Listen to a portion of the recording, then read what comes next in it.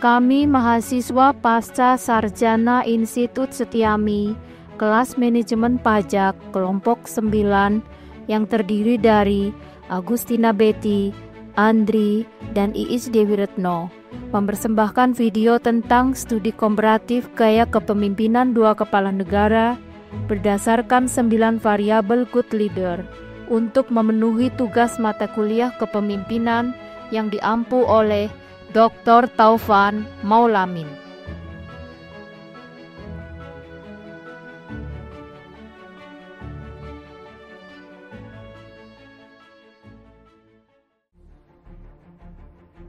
Selamat datang di video pembelajaran kali ini. Kita akan menelusuri dua gaya kepemimpinan yang sangat berbeda dalam sejarah Indonesia.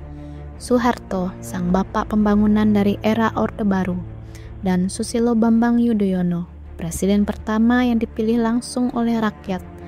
Seperti apakah perbedaan keduanya, dan bagaimana kepemimpinan mereka mencerminkan transisi dari otoritarianisme menuju demokrasi?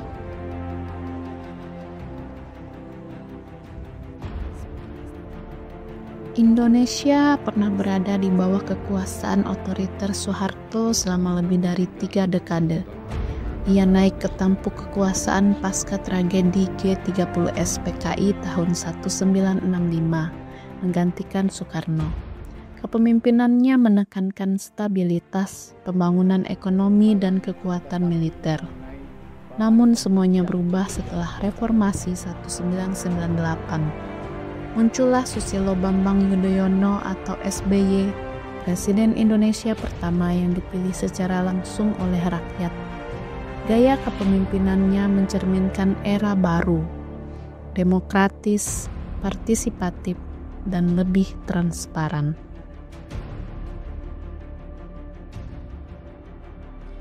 Integriti adalah cerminan karakter seorang pemimpin.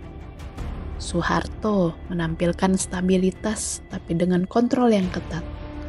Pemerintahnya dikenal penuh korupsi dan minim transparansi. Tujuannya jelas, stabilitas dan pembangunan, tetapi dengan mengorbankan kebebasan sipil. Di sisi lain, SBY dikenal berhati-hati, menjunjung hukum dan berusaha membangun pemerintahan yang bersih. Ia mengedepankan rule of law dan good governance. Tujuan pembangunannya terangkum dalam RPJMN, Indonesia Maju, Sejahtera, dan Demokratis. Soeharto sukses mewujudkan banyak program pembangunan seperti Repelita, swasembada beras, hingga program transmigrasi. Namun, semua itu terjadi dalam sistem yang tertutup dan otoriter. SBY memimpin dengan pendekatan berbeda. Ia mendukung demokrasi, memberdayakan lembaga negara seperti KPK dan Mahkamah Konstitusi, serta memperkuat posisi Indonesia di forum global. Visi SBY, Indonesia yang demokratis, stabil, dan berdaya saing.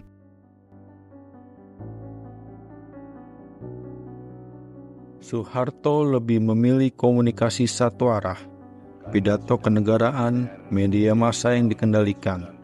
SBY sebaliknya, rajin mengadakan konferensi pers, pidato terbuka, dan memperhatikan suara publik. Dalam hal menyemangati rakyat, Soeharto mendorong pembangunan sebagai kebanggaan nasional, namun sering melalui pendekatan top-down. SBY memilih retorika yang lebih empatik, humanis, dan reflektif, terutama saat menghadapi bencana atau konflik nasional.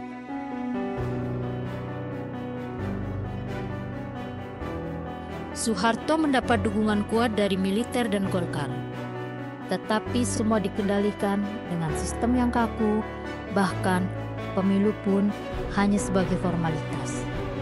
Sementara SBY mengedepankan konsensus dan kerjasama. Ia memberi ruang bagi para menteri, teknokrat, dan rakyat untuk bergerak.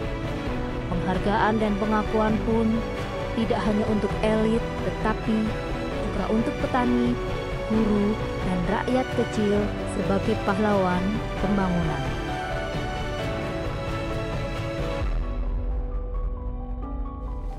Dari 9 variabel kepemimpinan, yaitu integritas, tujuan, contoh yang baik, visi, komunikasi, dukungan, dorongan, hingga penghargaan, terlihat jelas perbedaan antara gaya kepemimpinan Soeharto dan SBY.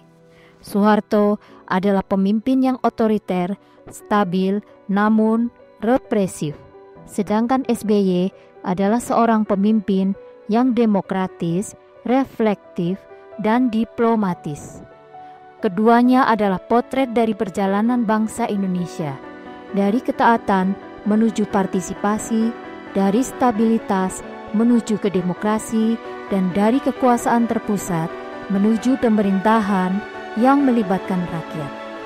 Pertanyaannya sekarang, bagaimana kita sebagai generasi penerus dapat meneruskan estafet kepemimpinan?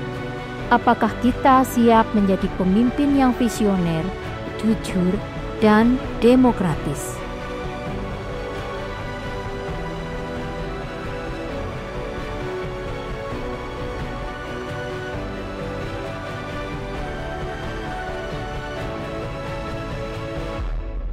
Dapat disimpulkan penilaian terhadap gaya kepemimpinan dari keduanya jika dihitung dengan menggunakan skala Likert adalah sebagai berikut. Soeharto mendapatkan skor rata-rata 42/100 yang dinilai cukup. Sedangkan SBY mendapat skor 72/100 yang dinilai baik. Terima kasih telah menyaksikan video ini. Jangan lupa like, subscribe, dan tinggalkan komentar. Menurutmu, siapa pemimpin yang paling mencerminkan nilai-nilai demokrasi di Indonesia? Sampai jumpa di video pembelajaran berikutnya.